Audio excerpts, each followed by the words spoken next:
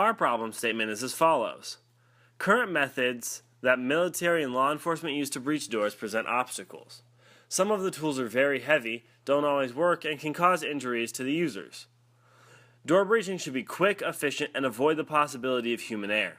Our goal is to design a compact and light tool that will increase the portability of breaching tools, keep the user free from injury, and minimize collateral damage.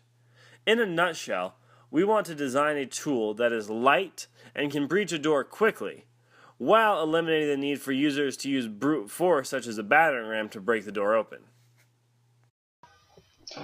The idea of a new breaching tool came about when I was speaking to my brother, who's an Army Ranger. He said their current tools are very heavy and they have to carry multiple tools. He said it would be of great interest to them if we could combine these tools to make it easier to carry or make something that is lightweight. We then met with the local Scottsdale SWAT team to learn about current breaching tools. What they showed us was ballistic breaching, a ram, and the use of a hoolie tool and a sledgehammer. What they told us is that the tools they use are pretty effective for your typical everyday door, breaching front doors or interior doors at a house. What they said they have problems with is these heavy-duty doors such as warehouse and classroom doors. When they don't have access to explosives or they can't use explosives in that situation, it can take them a few minutes to breach a door with a ram. They said that if we could design something that was quick and efficient and didn't have to be manually operated, that'd be of great benefit. So the scope of what we were going to investigate designing is a new tool that can be used on heavy-duty doors, a portable lightweight tool, and a multi-tool. We focused our requirements into 4 major sections: speed and reliability, maintenance and cost, weight, and safety. Metrics for success in each category are less than 45-second breach time, less than 300 per unit for production, less than 20 pounds for weight, and all involved parties are unharmed. For the problem of door breaching, we have 3 candidate concepts. The first is the Airburst. The Airburst is a car suspension airbag or air spring that is attached to a housing that goes down into a wedge. That wedge can then be placed under, above, or to the side of the door depending on where is most practical for that door and your surroundings. The airbag will then be filled with air using a pre-compressed air tank that will be included in the housing. As air is bled into the airbag, the housing will expand, hence allowing the wedge to expand.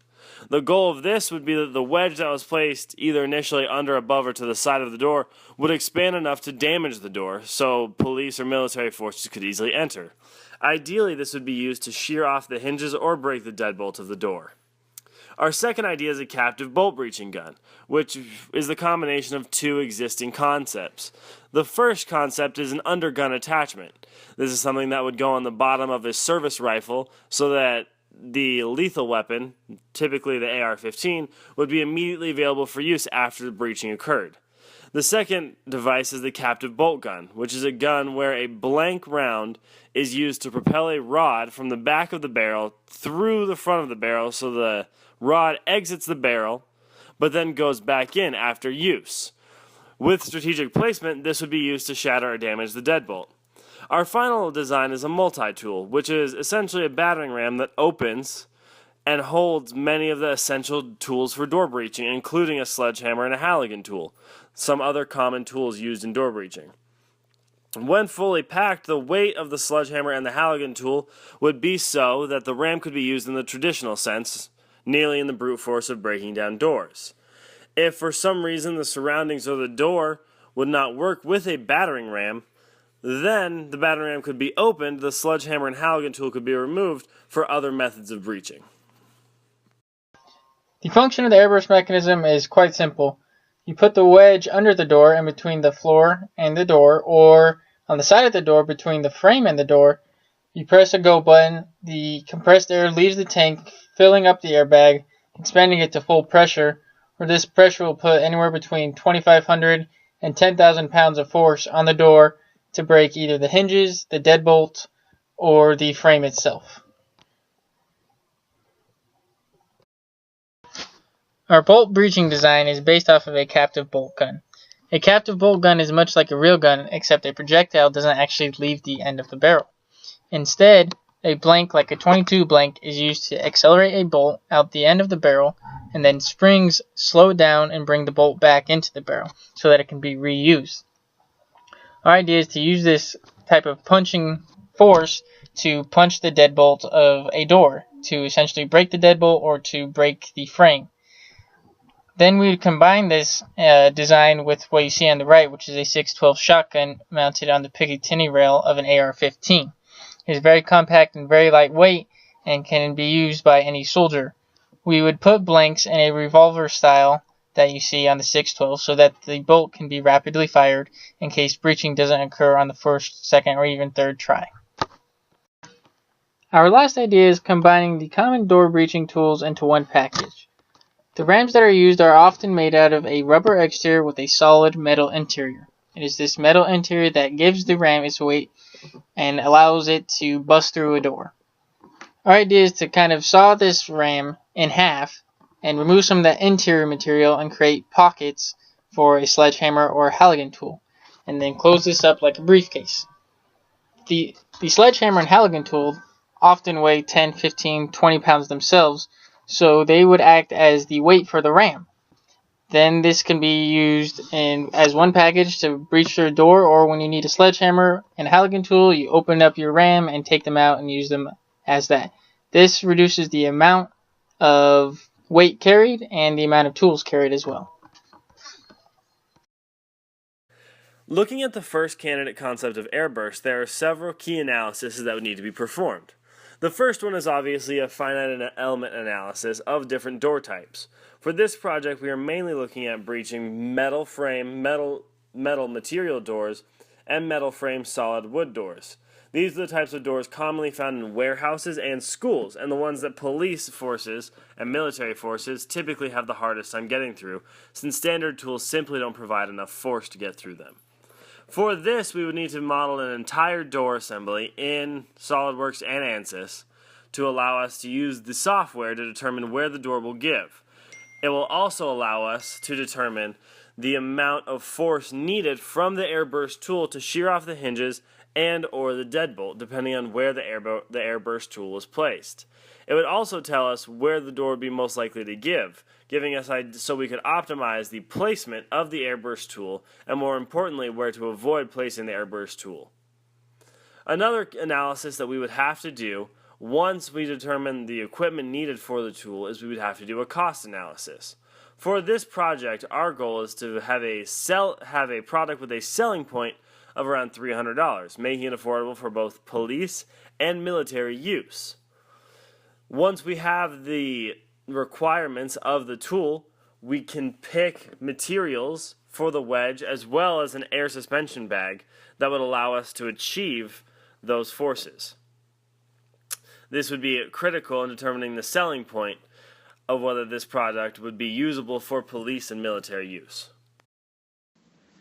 In this slide, we'll talk about the list of parts we need to model in order for us to make a thorough analysis that would help us achieve a successful breach. We will model all parts using ANSYS or SOLIDWORKS. First of all, we'll model a door assembly that consists of hinges, a frame, and a deadbolt. As for our Airburst breach idea, we'll have to model an airbag, an air tank, housing, and a regulator. And as for our second idea, the captive bolt, we'll model a bolt, a spring, a barrel, a trigger, and a revolver assembly. And for our last idea, the multi-tool, we'll model a ram, a Halligan tool, and a sledgehammer. And that concludes the list of parts needed for our design.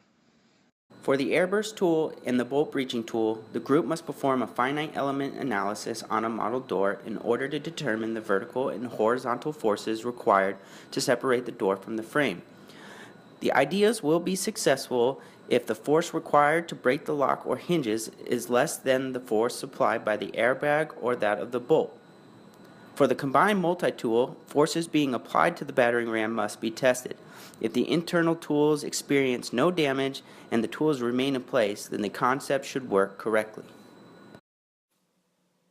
To initially filter our ideas, we start with simple hand calculations, which we will compare to SOLIDWORKS models and ANSYS analysis. Digital models will become more and more complex in the later stages of testing. Following CAD models, we can speak with law enforcement individuals to gain potential user insight. Starting with the most important criteria, we've selected speed and reliability as the first, followed by safety, maintenance and cost, and weight. Since we are most concerned with metal doors surrounded by metal frames, speed is the most important.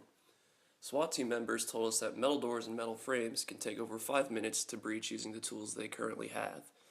More time outside the building means less time focused on completing the main objective inside the building. Weight is the least important criteria because a successful, reliable breaching method is unmatched by extra mass.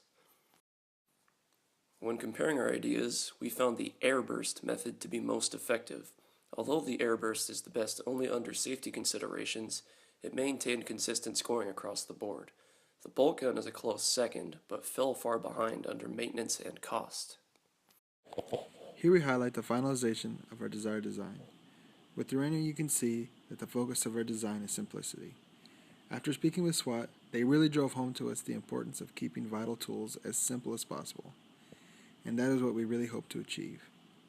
That all being said, there are still obstacles that must be overcome, mainly material selection, as well as proper airbag and tank selection. With our given research, we are confident that we can accomplish this. Now that we have what we believe to be a solid design in hand, analyzing the failure criteria of the doors we wish to breach becomes our most important task. This will provide us the information that will either support our design or force us to adjust. This table lays out the features our design possesses and how they relate to the requirements we have set for this project. Our main requirements are speed and reliability, weight and portability, the cost to maintain, and of course safety. Now the main features of this product are that is 1, airbag driven, 2, has a metal structure, and 3, uses compressed air tanks to house the fuel. In this case, our fuel is air. The great thing about airbags is that they deploy quickly, they are tremendously light, and because they are designed for commercial trucks, their maintenance costs and failure rate are almost non-existent. The metal structure of our device promotes us in every category of our requirements. Finally, air tanks are extremely rugged and reliable. With many of them being made of carbon fiber, portability couldn't be easier. One of the largest factors in whether a project is a success or not is the project management. For that reason, we have made a very detailed project management schedule, which allows us to stay on track throughout the project. That is seen on the screen now. The project management schedule is shown in a Gantt chart style. So there are varieties of tasks that cannot be completed until other tasks are complete. For example, the preliminary design cannot be completed until the conceptual design is done. And obviously detailed design cannot be completed until preliminary design is done.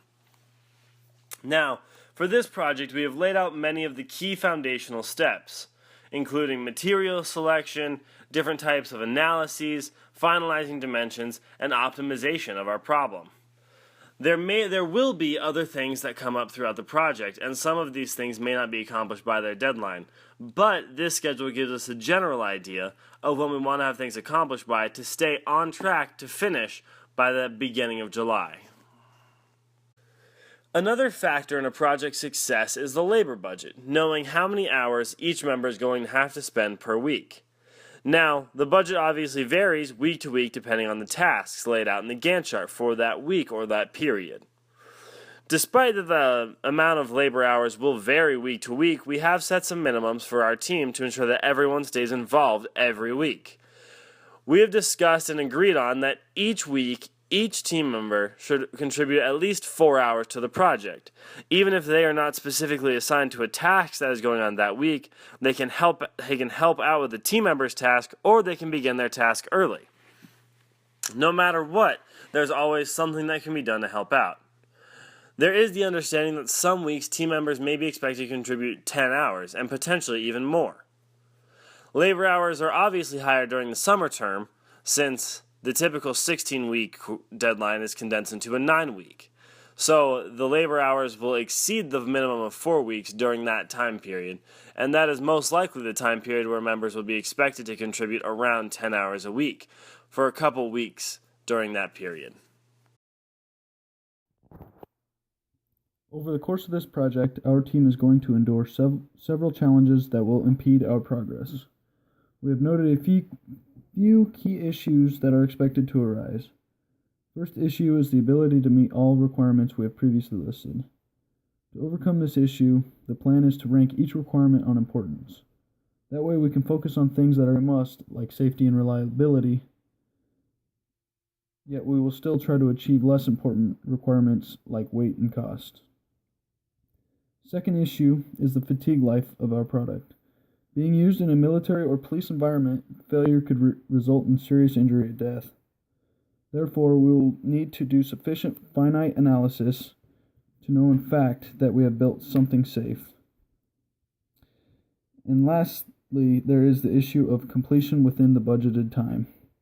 It's going to be a lot of work to finish, but as long as the team adheres to the schedule, completion is doable.